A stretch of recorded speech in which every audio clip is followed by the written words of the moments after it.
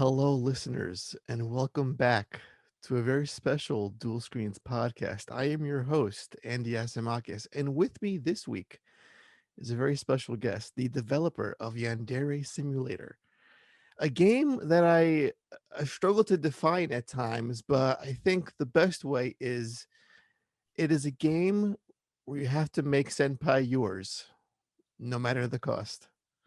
And YandereDev, welcome to the show. How you doing today? Hello, I'm doing great. Thanks for asking. How are you doing? I'm good. I think you have the most relaxing voice I've ever heard. I think I go to your channel a lot on YouTube just to hear you, and I fall asleep to your nice dulcet tunes. It's just so soothing, so relaxing. But I'm glad you're here. I'm so glad you're here to talk about you and the game, and it's a lot of fun stuff. But before we do that, we have the inaugural leadoff question, and I got to ask you right off the bat here, Dev. What is so special about JonTron? John Tron? Yes.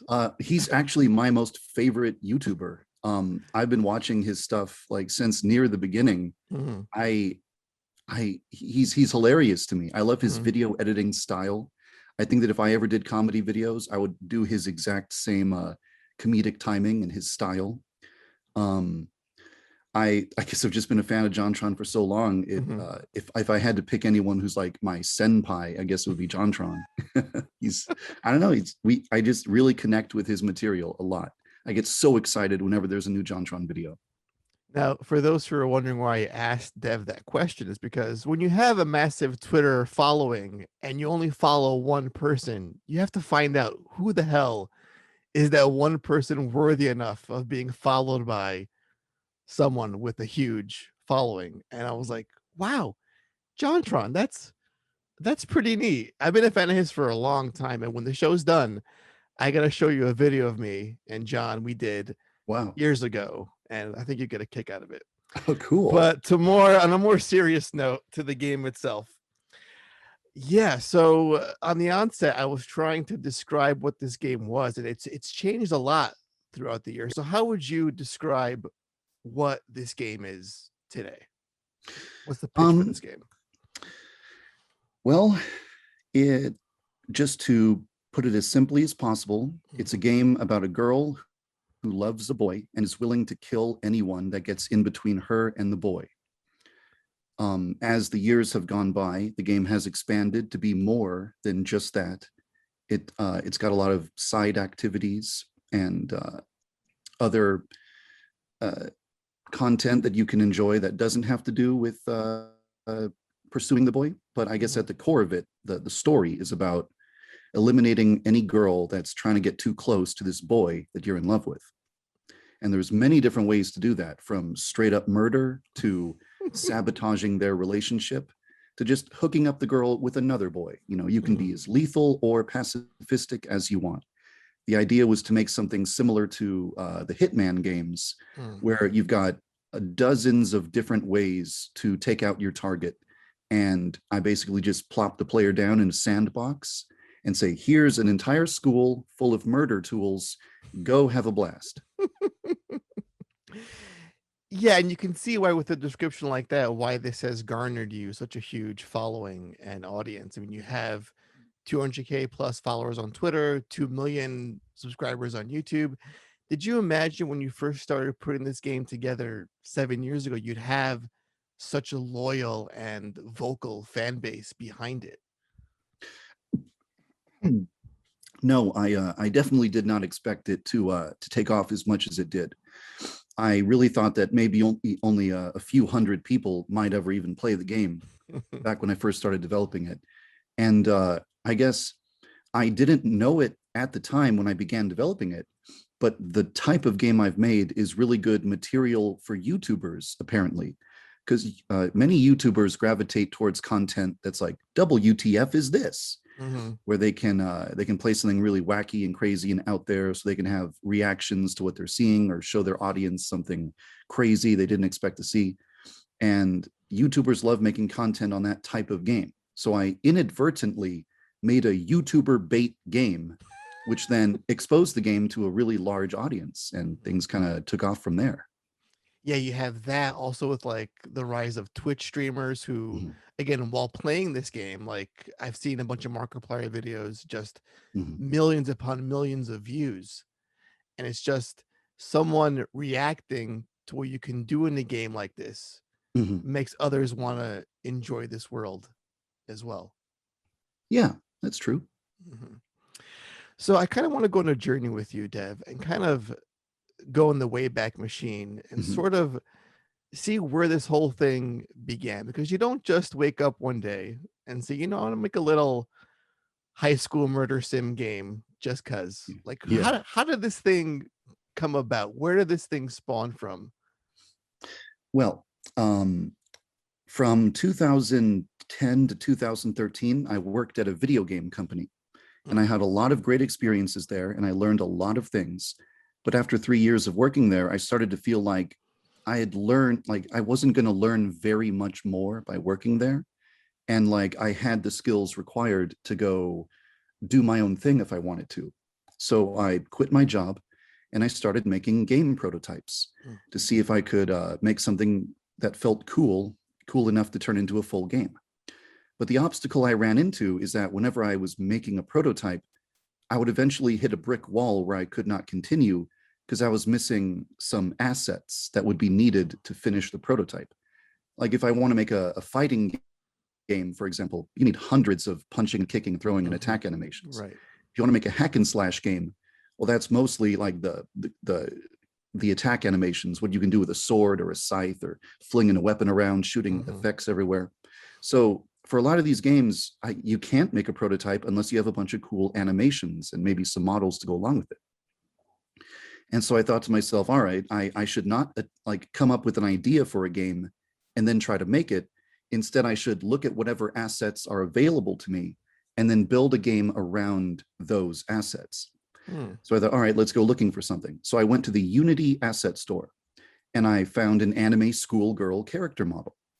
And it was very inexpensive and it came with 80 animations. And I thought, okay, I just need to design a game that can be played entirely with the 80 animations that come with this character model. So let's start brainstorming an idea. And I asked my friend to suggest, like, what kind of game would you make if you had to design a game around an anime schoolgirl? What would you make? And he said he would make a delinquent simulator. And I thought, all right, that sounds kind of fun, but mhm. what's something more extreme? What's the Not most too not too exciting. yeah, what's the most extreme version of that idea? Well, a delinquent is almost a criminal. What's the worst type of criminal possible? Well, a serial killer. Mhm. Okay, so what kind of anime schoolgirl would be a serial killer? And I immediately remembered the Yandere character archetype, Mhm. which is a type of anime trope where there's a girl who's so madly in love with a boy, she'll kill anyone who tries to get near him. And I thought, well, I don't think I've ever played a game with a Yandere protagonist. I don't think there's a game about being a Yandere girl out there. So I decided to go to a high traffic message board and just say, hey, would anyone here be interested in playing a Yandere simulator if it existed? Would you play that? And this thread like immediately skyrocketed to like 500 replies from people saying, dude, that sounds cool. I would play that. That sounds dope. Someone should make that.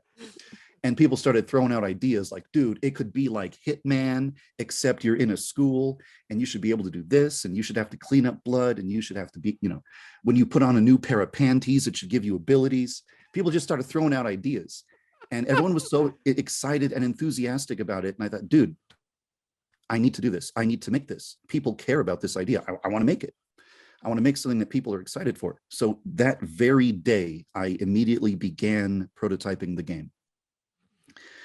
Oh my god, that is, you hear about how games come into fruition, what their origin stories are like, it was a childhood dream or it was a game jam that later spawned a much more larger project.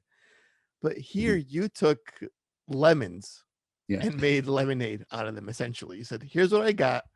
What can I do with this?"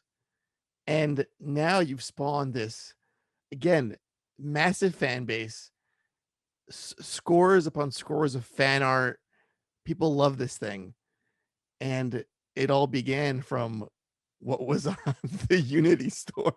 Yeah, it's true.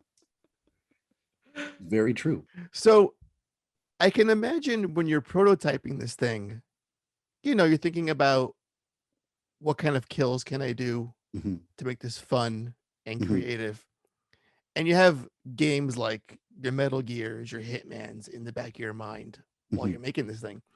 But how does one get into the mind of a Yandere character in terms of the writing and the lore?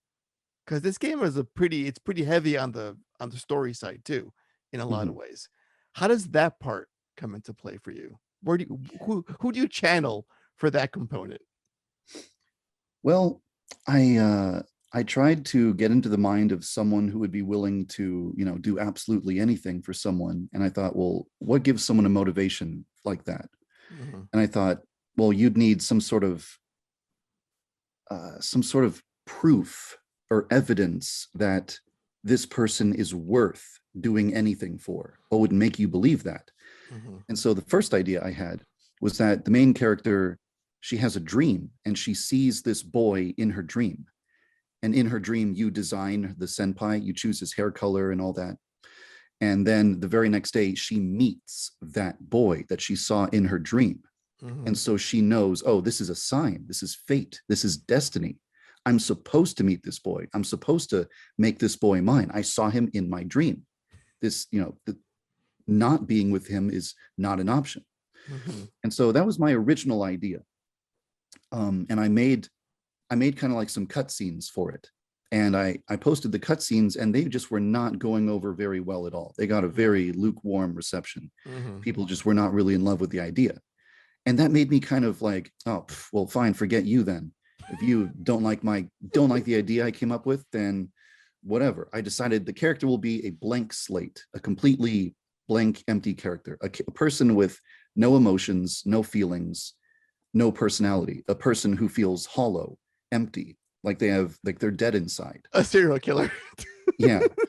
And then one day they meet this boy and they begin experiencing sensations they've never felt before.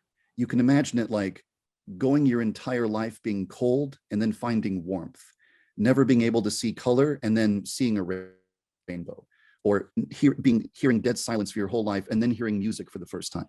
That's what it feels like when she encounters this boy. And when she experiences these overwhelming emotions for the first time, she realizes that up until now she had basically been dead. Like she wasn't even experiencing life. Everyone else in the world has been feeling warmth and brightness and color and light and love and everything, and she's just been this dead, emotionless statue for her whole life. And when she meets this boy, she's now experiencing life like others, and she realizes, if I don't have him, I'm as good as dead. Not having him is the same thing as death. I need to make him mine. I need him like I need food and water and oxygen. It's not just a want. It's a very real physical need. Right. And I feel like that is the best motivation someone can have. It's like she's starving and he's food, or she's dying of dehydration and he's water. She needs him on a very deep physical, psychological level. And once I came up with that, I decided, okay, I'm sticking with that. That seems like it's a better motivation for a character. Yeah, you would never expect that. That's very thought provoking the way you put it. When you mentioned the whole being cold and finding warmth for the first time, because at a passing glance, you don't expect that level of detail on the creator side. You think, okay, it's a Japanese schoolgirl. There's like creepy panty shots. You're murdering people. How deep can this really be? Mhm. Really? But then you're talking about the motivations of this character, and I feel that anyone who would dismiss this should give this a listen because there's so much more going on than we'd ever expect with a game like this. And yeah, go on. You were gonna say. Yeah, I definitely tried. Mhm, There were people who at the beginning didn't like this blank slate, emotionless girl mhm, uh, angle for the character. They didn't want a character who's like devoid of personality and devoid of characterization. They didn't want mhm, to play as a dead, cold, hollow, empty girl. mhm, And so I did try my best to deepen that as much as I could to appease the people who didn't like the way she was.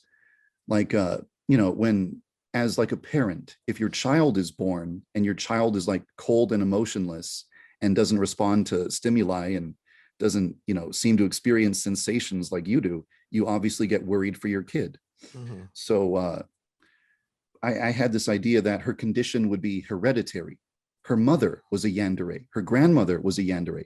Every female in her family, all of her ancestors, they all have this condition, the Aishi condition, I call it. And they all Right. had to murder girls to get their senpai. It runs in the family. And so her mother, of course, tells her, her mother comforts her as a young girl and says, I was the same as you when I was your age, but then I met my one true love, and he brought warmth and light and color into my world. And one day that'll happen to you too. So as a young girl, you grow up being told by your mother, one day you're going to meet someone and your entire life will revolve around that person. You spend every day thinking about that person and waiting for that meeting. So when she finally meets that boy, it's the most overwhelming moment of her whole life. And then she's ready to kill for him starting that day. Mm-hmm. Yeah, because the stakes are so high. It's like this is the one person you're going to spend the rest of your life with. And if you lose them to a rival, Mhm. then they're gone. And that's why there's so much passion behind clinging on to this character and doing whatever it takes to have them in your life. Mhm. I do want to get into this whole the idea of having these rival characters who are Yes. you're sort of fighting for. They're also at some point may confess their love to senpai, and you have to Mhm. also stop them from doing so. How did that whole mechanic come about? That idea. I think I think a lot of my game ideas involve the concept of like there's 10 bosses you have to kill or Mm-hmm. something. Like one of my ideas was that every month on a full moon you fight a boss. So then Mm-hmm. there's 12 bosses. So the entire game you're looking forward to taking down each one of these enemies one by one. Right. And you're always looking forward to the next fight. And I think this stems from a game I played that had a very strong impact on me. It influenced me a lot as a creator. It was called No More Heroes for the Oh, Nintendo Wii. such a good game. And it's one of my most favorite games ever. I could gush about that game all day. But one of the main things I think that influenced me is that, Travis Touchdown in No More Heroes, he has to eliminate 10 assassins, I think around 10, so he can become the number one top ranked assassin. Mm-hmm. So, he's got his list of enemies to defeat and he's going one by one down the list. And I think I just love that concept as a storytelling device, as a gameplay mechanic. I'm in love with that, having a list of enemies and you have to kill each one in order. So I designed Yandere Simulator basically around that same thing. Well, yeah, it's like a Kill Bill, for example. The same Yeah. idea. It's like it gives you a sense of purpose. Like if I know who my targets are, that satisfaction of taking one out, it's that satisfaction in gameplay that you Mhm. feel like you're accomplishing something. Mhm. Like having a goal ticked off and checked off a list, it makes a player feel like, wow, I'm doing stuff while I'm playing this thing. Mhm. Mhm. And it's just it's crazy how you have this game where there's so much violence on top of what is a love story in a sense, and you're trying to hide this violence from those around you and from the boy you're trying to pursue and make him Mhm. yours. Yep. It's such a fascinating idea, like because I feel once you have the character, once the senpai is yours, does the violence shed away for our Yandere? Does that just slip away at some point? He's mine now. Does the need to kill subside once he's mine? Well, I think it would depend on the specific character. Like, for example, yeah, Yandere Chan's mother, her name is Ryoba. Mhm. Whenever like a cashier at the grocery store is flirting with her husband, she gets the urge to kill that woman. Right. But as long as like her husband doesn't start having an affair, she doesn't have to go kill. Mhm. So theoretically, Yandere Chan's days of killing could end as soon as Senpai accepts Mhm. her love confession. Mhm. as long as there aren't any women who start batting their eyelashes at him. Have you felt love like this from someone in your life, like a fatal attraction sort of vibe, where you think you have someone that's pursuing you more than they should, or is just they love you so hard it's scary? That kind of love. Have you felt that love before in your No, life? I'm not drawing on any personal experiences in Yandere Simulator. It's all fictional. Okay, because I've felt that before. Not to Oh, this level, really? not to the level of someone's gonna maybe kill someone, but I've had a few suitors who were just obsessive, is the way to Oh, put it a little mildly. well, look at you, you dashing devil. Oh yes. So I do want to touch upon your most recent video on your YouTube channel, which Mhm. it gave me a lot of things to think about. And one quote stood out, and I think with you especially, and that is when you're developing a game and you accidentally discover something that is way more fun and interesting than your original plan for the game, you should abandon that original plan and start building your game around that new discovery you've made. Mhm. And this, of course, is you were once just playing around with your game and you were stacking up dead bodies. And you thought, if I were to stack these bodies high enough, could I step on them to go on the platform? Mhm. And Mhm. you could. Yeah. And then some sort of like weird corpse puzzle stacking thing emerged from it, and your fan base said, if this is more fun than what your original vision was, you should be focusing on that. And you said, well, no, because I have my plan, I have my checklist Mhm. with what this game should be. Mhm. But then over time, you started to put in so much more mini games and Easter eggs and artwork and things that weren't part of your original game plan. What's that like for you now? Because it was a gradual process for you. You mentioned Mhm. Yeah. how you didn't realize the influence from your fan base was slowly taking up your time, and you're making little small little prototypes and just adding in little features. But now that you know it's now that you're aware of it, what's that balance like for you between what you want this game to be and what your audience is saying it could be? It's a very good question. It covers a broad range of different topics, Yeah, actually. I know. So have at it. The floor is Mhm. yours. I suppose one thing that comes to mind is an experience I had when I was working at that game company I Mhm, mentioned. Uh, One of my coworkers, he worked on many projects that had constraints, where mhm, everything they did had to be within the constraint, whether it was a budget constraint or a time constraint, or you know, we only have limited resources. We don't have very many people to put on this project. So whatever they designed had to be as, it had to be within the constraints. So he had to make on a lot of small, simple game projects. But then one project comes along where there's really no set release date, and you know it doesn't cost very much to make it. So they're just like, oh yeah, we'll just keep developing the game, and whenever you feel like it's done, then you can just release it. mhm, So this freedom that he had was something he had never experienced before. And he would ask me, he would tell me, hey, put this feature in the game, and I would say, okay, and I would program it, and it would be in the game by the end of the day.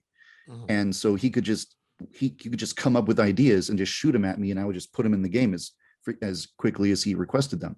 mhm. And the way he described this, he called it, I'm like a fat man lying on my back, and there's a conveyor belt of food that's just dumping food into my mouth, and I'm just eating cakes and ice cream and delicious food nonstop every day, just getting to have whatever I want. Right. And I never really understood what he meant until Yandere Simulator. Mhm, Because with Yandere Simulator, there is no, for better or for worse, we could discuss whether this is for worse, but there is no set release date, there's mhm, no budget, and it's just, when I feel like putting something in the game, I just put it in the game. Mhm. So it's kind of a big canvas I can paint anything on. If I love No More Heroes, then I paint 10 rivals to eliminate. If Mhm. I like the idea of like a mini game where you're arguing with the guidance counselor, then I put that in the game. If I like the idea of just having a rhythm mini game in the music club, I put that in the game. Mhm. If I like something and I think it's a cool idea, I just do it. And Yandere Simulators, there's not really that many limitations on what I can do, Mhm. because if I want to, I can just do anything because I'm the director of the project. Right. So if I decide, man, this is cool and all, but I want to make laser beams shoot out of dragon skulls, and I just put that in as an Easter egg. Right. And it's that wouldn't happen in a school, but if I make it an Easter egg, now it can happen. Mhm. And so if anything that I could think of, I can just put in the game because I'm my own boss and I can just decide what goes in. And so like a fat man at a buffet, I'm just gorging myself with every delicious food I want to eat and just kind of doing whatever I want. Mhm. Which you could say it's potentially a bad thing, because then A the little bit. development, yeah, in a sense, not having any limitations or restraints or a deadline in mind kind of means that you just start doing whatever you want and maybe drifting away from the original plan that you had or your original goal. The fans say, hey, this is really cool, this thing we're doing, and you look at what they're doing, and it's a mod where you can pose the characters, and you think Mhm. that is cool. So then I spend some time putting a feature in the game. You can set up a scene where you're posing the characters, and you can pose their arms and legs or change their expression. Mhm. And I think, well, I see people enjoying something, then I want to help them enjoy it more. Or I think of something I love, and then I want to put that thing I love into the game. And so, yeah, I guess if I had to break it down into like a summary, it's that I'm my own boss, so I get to do whatever I want, and maybe I get a little bit carried away sometimes, but it's really fun to just have a big canvas that I can paint whatever I want on.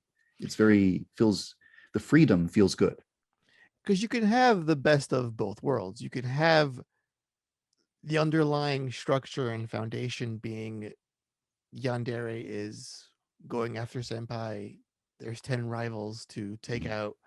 That's the core basis. And the Mm-hmm. rest is what we call like just side quests or just like the world fluff, like Yakuza games, for example. There's so Mm-hmm. much in those games that are not about any of the story Yeah. at all, like your taxi cab missions and going to the gym and saunas and karaoke, things Mm-hmm. that detract from the core serious notes of the game.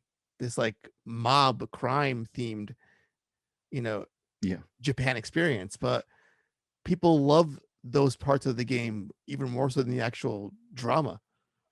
So I think having both is goes a long way.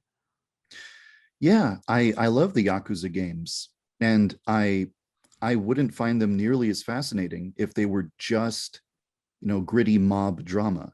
Mhm. Everyone who plays the Yakuza games loves and gushes about the fact that there's karaoke and there's hostess clubs and there's Right. a little mini game where you make turtles race or whatever.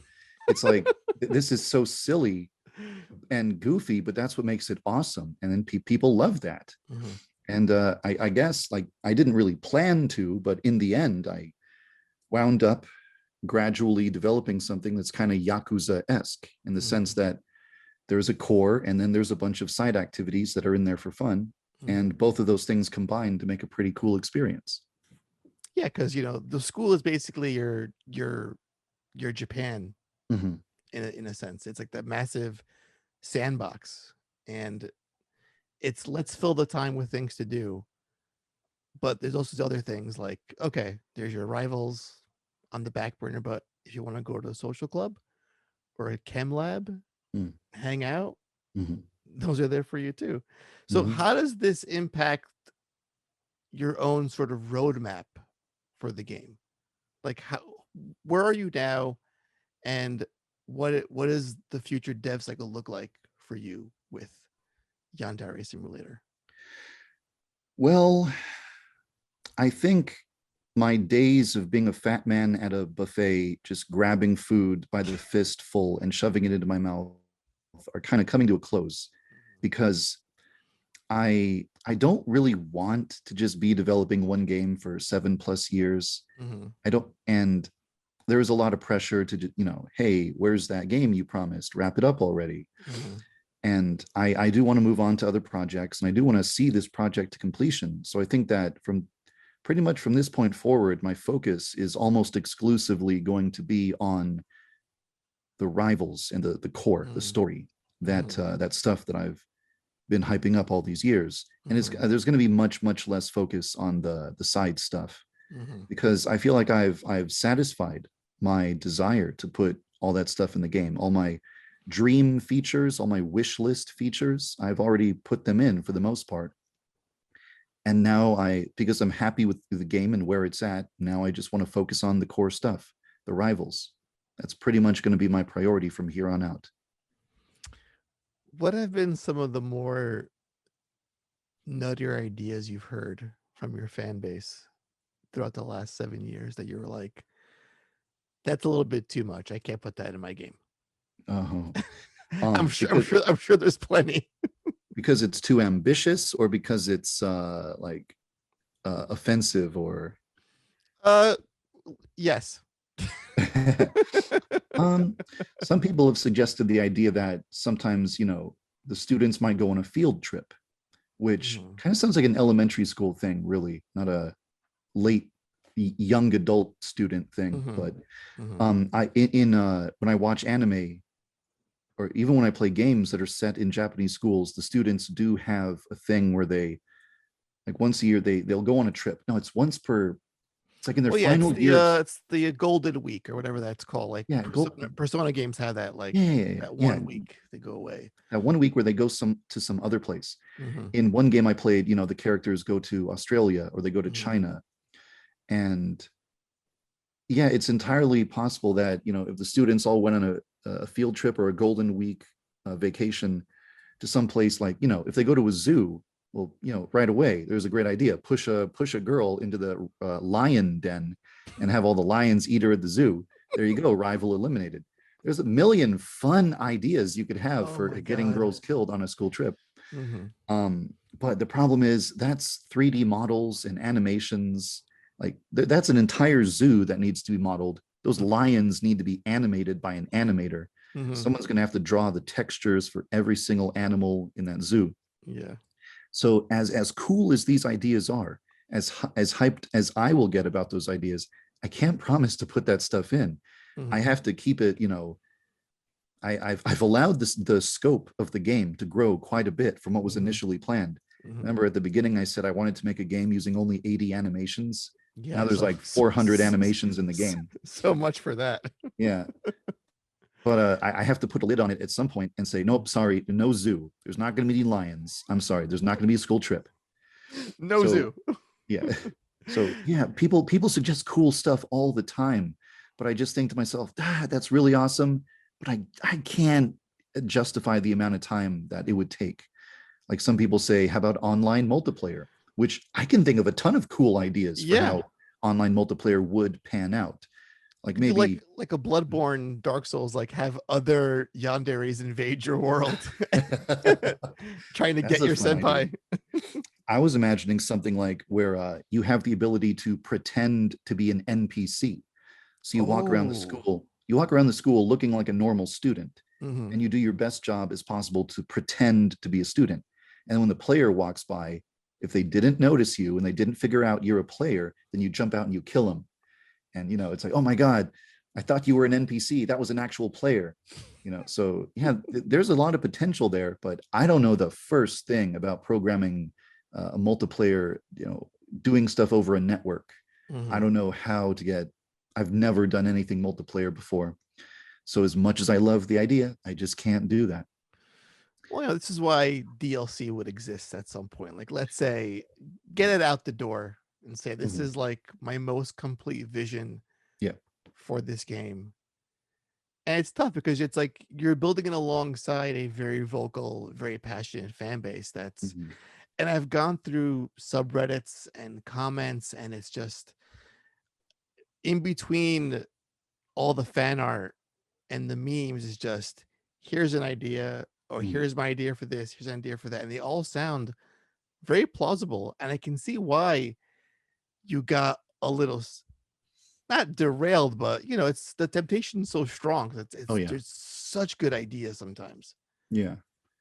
There's nobody standing behind me, looking over my shoulder, saying, "Hey, don't! What are you doing? Stop! No, no, no! Don't do Stop that. that. What about Stop the it. rivals? Do that."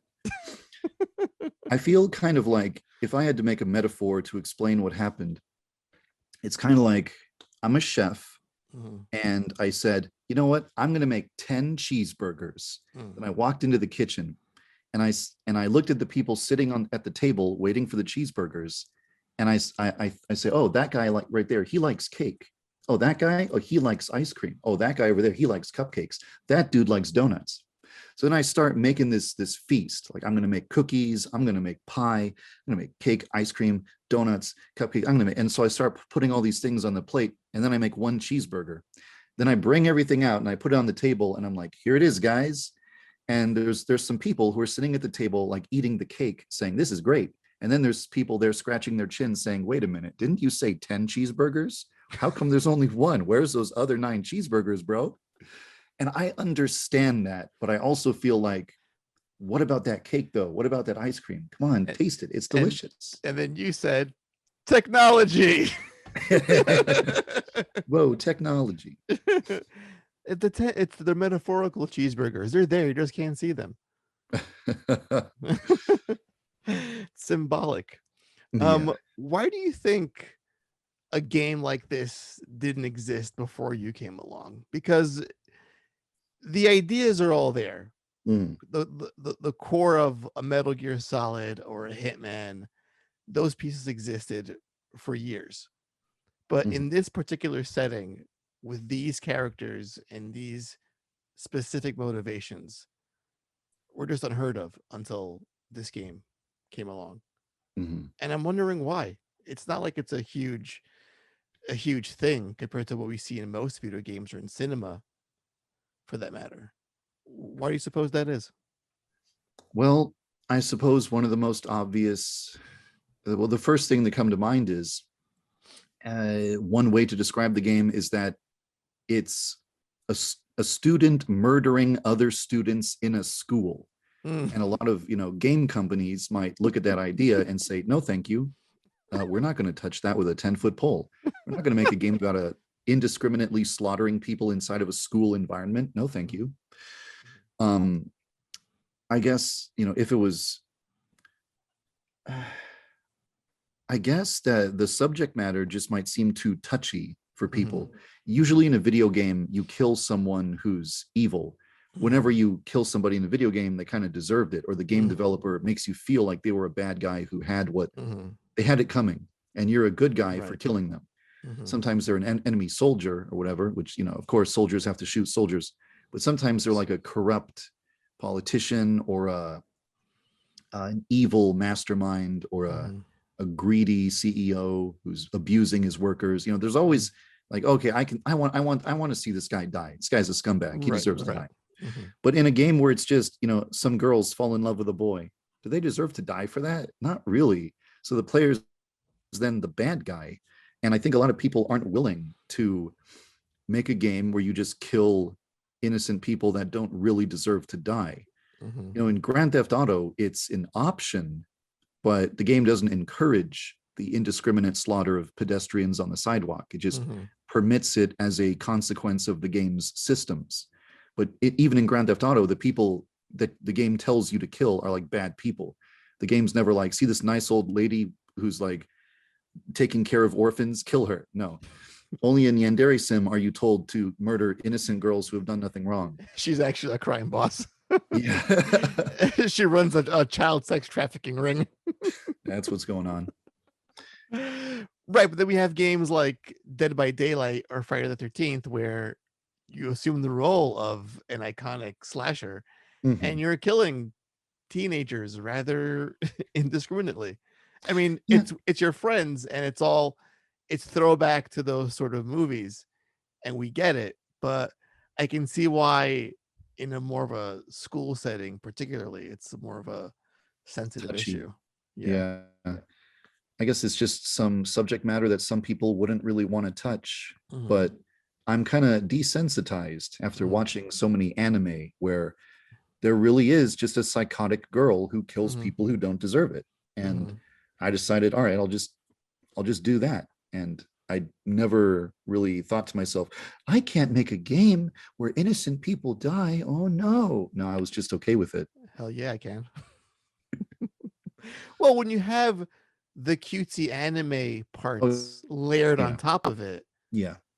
it's a little easier to digest. Like when you play games like a Galgun, for example, Mm, with, there's a lot of sexual themes in those games. You hmm. have like ecstasy shots in those Yeah. games, Right. but it's all done in this really cute way that it's it's somehow less creepier than it should be by virtue of it being just this anime overlay, if that makes any Yeah. sense. Like in a game The like yours. more cartoony something is, the more easily you can forgive what's happening. Mm-hmm. Like imagine striking a cat in the head with a hammer. Mm-hmm. That's horrible. Now imagine it's a mouse holding the hammer and smacking the cat, and it's Tom and Jerry. Now it's hilarious because it's a big mallet and the cat Mm-hmm. gets turned flat and then he pops back to normal and a Mm-hmm. saxophone goes wah wah wah to make it funny. Um, so yeah, the more cartoony something is, the more easily people are willing to overlook how gruesome it might actually be. Right, because and then when you watch like Yandere snap someone's neck with like a rainbow star wand, and then picks up like a little mop and just squeegees away the bloody floor, it's so over the top and comical. Yeah. I can't find the horror in it in any way. It's just I'm laughing out loud as I'm Hmm. playing, Yeah. and it's just maybe something's wrong with me. I don't know. Maybe I'm a sick bastard, which I am, admittedly.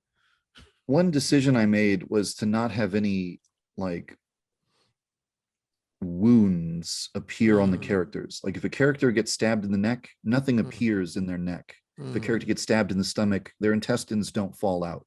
To mm, me, that would be too gruesome. It would push it into the territory of like you're doing something horrible and sadistic rather mm, than, oh, here's an obstacle, you have to get rid of the obstacle. mm.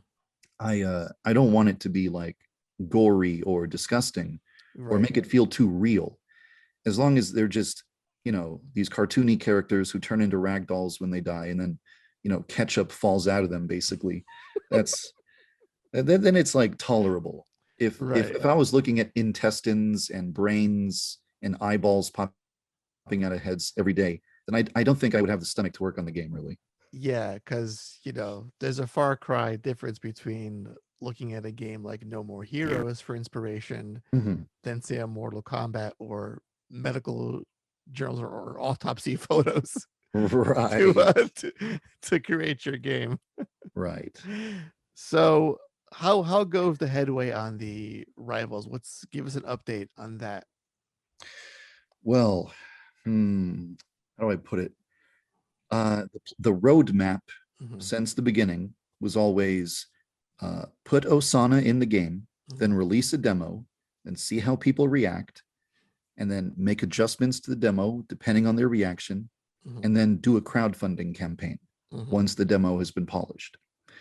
And I'm kind of right before that crowdfunding campaign stage because, I made Osana, I listened to feedback, I improved the demo, and I feel like I really need to get people's faith and trust in the game. And I need people to be really, really enthusiastic about it and to be looking at the game and saying, this is a masterpiece. Please, I want to see this exist.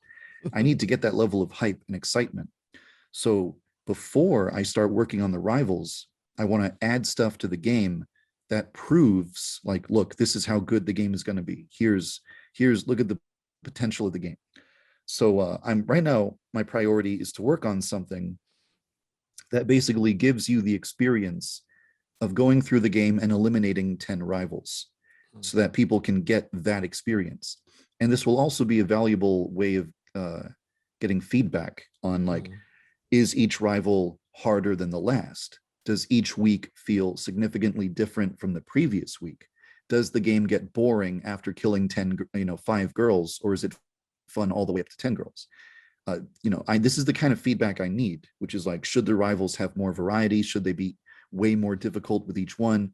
Does each week feel way too identical and needs to change up a whole lot?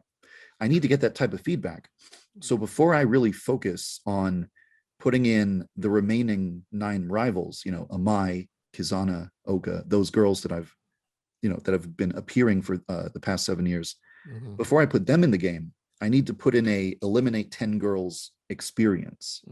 And once that experience is in, then I can look at that, judge that, get feedback, improve that, and then begin working on those 10 rivals. And the good news is, by putting in the framework of like having 10 weeks and 10 girls to eliminate, from that point, just putting in the 9 remaining rivals is going to be like just plugging them in, basically just making them spawn at school, and there you go. All right. And one final thing before we move on to our always fun rapid fire portion of the podcast.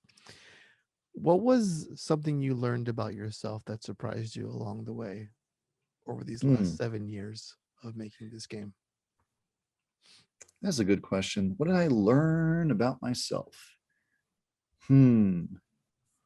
It's kind of a bunch of different ways to answer that one, but when I did work at a game company, this might surprise a lot of people to hear it, but I was known for being extremely fast. Like if someone asked me to complete a task, it would be done in a flash. I just had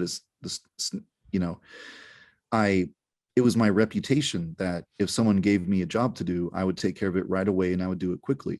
And I got a lot of, I moved up in the company quickly because of that. The CEO of the company started trusting me with bigger and bigger responsibilities because I demonstrated my ability to work fast. Whenever he would say like, hey, we have this idea for a game, we want you to make a prototype and we want to be able to show it off to an investor in 1 week. I would say, you got it. And I would work on it. And 1 week later, they would have their prototype exactly to their specifications. And I came to think of myself as this guy who works fast. And I thought, this is my greatest virtue. I can make things really quickly. So flash forward to modern day, and I'm known as the guy who still hasn't finished a game after 7 years of working on it, which is the opposite of a guy who works fast. Right. So the lesson I learned from that is a school simulation sandbox assassination simulator is not my area of expertise. It sure wasn't when I began developing the game. By the time I'm finished, I will now be the world's foremost expert on a school simulation murder simulator.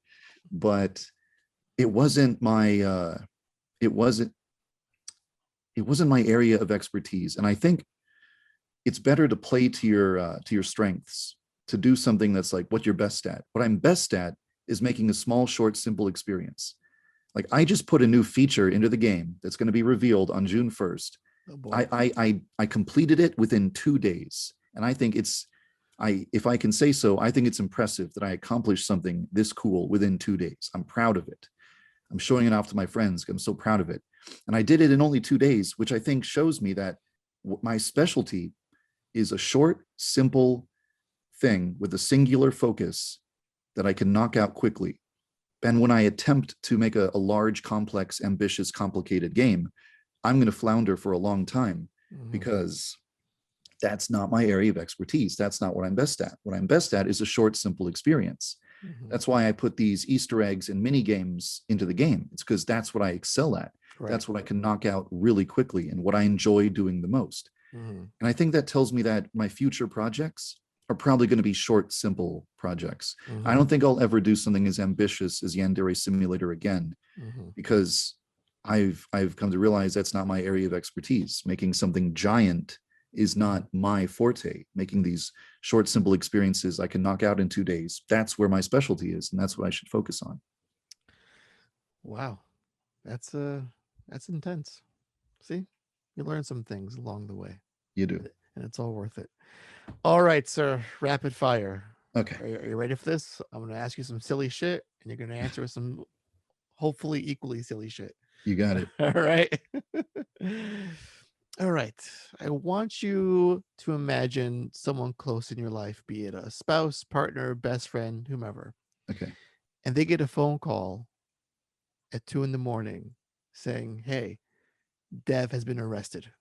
Uh-oh. What crime did you commit, Dev? Uh, crime did I commit? What did I do? What did I do? They're going to think of me and they're going to assume he must have hacked into the Pentagon because I'm always on the computer. So what am I doing up here? I'm clearly a hacker. I'm clearly hacking the White House, hacking the FBI, hacking the CIA, hacking China, hacking Russia. I've hacked them all. Hacking Elon Musk's bank account. That's how I'll fund Yandere Simulator. There you go. I'm going to affect the price of Bitcoin. I'm going to buy one Dogecoin. Yeah, you're gonna hack Elon's Twitter and say you should all just buy Dogecoin and then watch that thing skyrocket. Yes, that's how to do it. If you had a Yandere in your life, how would you want to find out?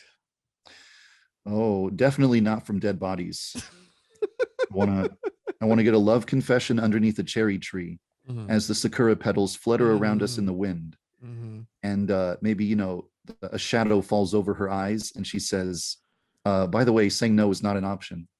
Right. That's better than waking up in the middle of the night with a knife in my chest and, looking up and seeing her glowing eyes in the dark saying, you should never have looked at that girl on the other side of the road across the street 2 blocks over. You should never have looked in her direction. Why do you cheat on me like that? Now, let's say, would a Yandere type get mad if you cheat on them in her dream? Oh, definitely. She'd get so pissed. God. Oh, good God. Because I've had that before. I've had my current fiance was mad at me because he thought I kept a secret from him in a dream of his. And the secret was I had broken my leg somehow and I didn't tell him about it. I told all my friends but him. And he woke up pissed as all hell at me. Like, what'd I do? He's like, you broke your leg. You didn't say anything. I was like, what the hell? All righty. When you enter a room and let's say any song could play when you entered a room, what song would that be? It'd have to be the final boss battle music from Persona 3. Wow. I liked you already going into this interview. Yeah. And now I feel like that's just magnified like to an indescribable level. I may be your Yandere, Dev. You never know. You never know. Better watch out. Why is Neon Evangelion the best anime ever created? I've spent a lot of time thinking about that. I think it's close to my heart, honestly. I've watched other shows and I felt like, this show is kind of objectively better than Evangelion, but no show will ever be closer to my heart than Evangelion because I watched it at like the time in my life when it could have made the biggest impact on me. And almost nothing else could ever have as big of an impact on me as Evangelion did. Yeah, it's one of those things where you watch it one time and you think it's about this one concept. And then you watch it again, it's like, oh, but it's also about this. Yeah. And then your mind just spirals in an existential crisis. And you wonder why we're all here. Yeah. All right. When you're getting dressed and you're thinking about ways to kill your rivals in Yandere Simulator, and you have your socks and your shoes beside you, do you put them on sock, shoe, or sock, shoe? Always sock, then the shoes. I'm waiting for that one time when someone's going to say to me, sock, shoe. Then I'm just like, hello, FBI. I found them. I found the person. This is a code red. What word best describes you when you've been drinking too much? Hmm. Imposter. If there's a Yandere dev who is drinking a lot, he's an imposter dev, and you can shoot him immediately. You know Oh, he's not the real one oh, because I don't actually drink. he's the sus. Oh boy, okay. Yeah. That's how we'll know. It's like if there was two Yandere devs standing next to each other, and I'm like, Mhm. I'm the real Yandere dev, shoot him. And the other guy's like, no, I'm the real Yandere dev, shoot him. But he's And we're drunk. both trying to we're both trying to convince you to shoot the other one. Just say, hey, who wants this beer? And when he's like, I do, that's when you shoot him. Why do you have whiskey breath, sir? What is the dumbest way you've ever injured yourself? What is the dumbest way I've ever injured myself? Oh, I remember one time I was like, I don't know, like 13 years old or something. I was like, I just started to notice girls. Like last year, I thought girls were icky. Now I think girls are cute. What the hell's going on? And I was in a parking lot and I got out of my dad's car and I saw a cute girl and I closed the car door right on my hand and wound up with like a permanent mark I still have to this day on my fingernail from Ooh, slamming the car door shut on my finger ooh, and yeah. just ouch, just crushing that fingertip a little bit there. Oh, I felt that a little bit. Yeah. You know, like it's a little vibration in my nail right now. I'm like, ugh. Yeah. Whew, get the hibbly jibblies. All right. Would you rather have one real get out of jail free card or a key that could open any door or any safe, any vault, except for your jail cell? That's the caveat. Get out of jail free card. Mm, love it. What's better, to be fair or to be nice? Hmm. um Darn, that's not a silly question at all. That's a deep I know. philosophical question. See, it's the neon Evangelion in my head right now. I'm getting a little bit more philosophical. To be fair, Hmm. like if someone commits a crime, they need to be put away in jail. You can't Hmm. just be like, oh, well, you know what? Just say you're sorry and it's okay. You can't Yeah, do it. or give me your whole backstory that I'll say, okay, fine, you can go. I get it. You're a victim You of know, with that society. said, sometimes I have a thought like if someone is on trial for like stealing or whatever, uh, I think that a person who's stolen to feed their starving family Mm. and someone who is stolen purely for greed should receive two completely Are different outcomes. you watching Les Miserables? Is that what's happening? No, is that that's an entire plot line, I guess. Yeah. I've never seen Les Miserables, but I guess I'm not the first person on earth to have that thought. Right, right. But yeah, that is a good point. I feel like the motivation is a factor in the crime. Yeah, So yeah, it is part of being fair as well. Uh, yeah. all right, Mhm. let's go silly. Would you rather have edible spaghetti hair that would regrow every single evening, or would you rather sweat maple syrup? Whoa. Oh man, sweating maple syrup would make you so sticky, like ridiculous. When you sit down in your chair and you go to get out, and your chair is like pulling on you because you're like Hmm. glued to it because your Hmm. spaghetti, your maple syrup sweat. So yeah, I'm gonna go with noodle hair. I can just munch on that when I'm hungry. Hmm. You see, we ask a lot of this to our Canadian developer friends, and they always Yeah. pick maple syrup sweat. Wow. They're not thinking it through. They're not. They're really not. What do you think people notice most about you? Hmm. I don't know. What do they notice most about me? Huh. I'm not sure. I I would have to like try to intuit what people might be thinking. I'm Hmm. not sure. I mean, I remember one time when I remember the day when somebody called me sir for the first time. Mm. I'm like, what? I'm a sir now? I'm not What? Sir Age. What?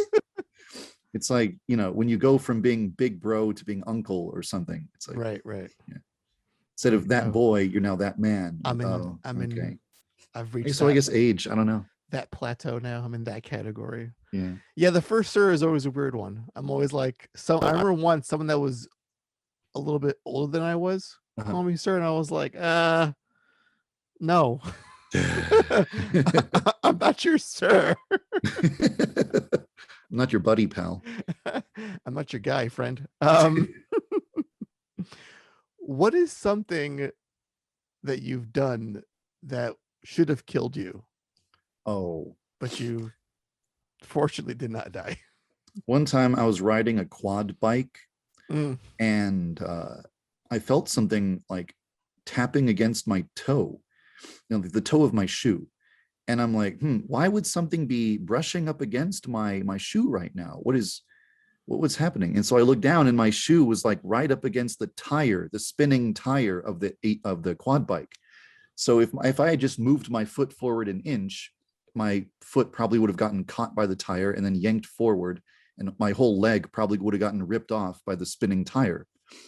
But that didn't happen, fortunately. That same day, I drove that exact quad bike off of I don't want to call it a cliff, but it certainly felt like a cliff. I drove it off this ledge, and it flipped 180 degrees. And if that thing had landed on the ground differently, I just would have broken my neck and I would have died. That was a dangerous day. I don't want to ride a quad bike ever again. Oh my God.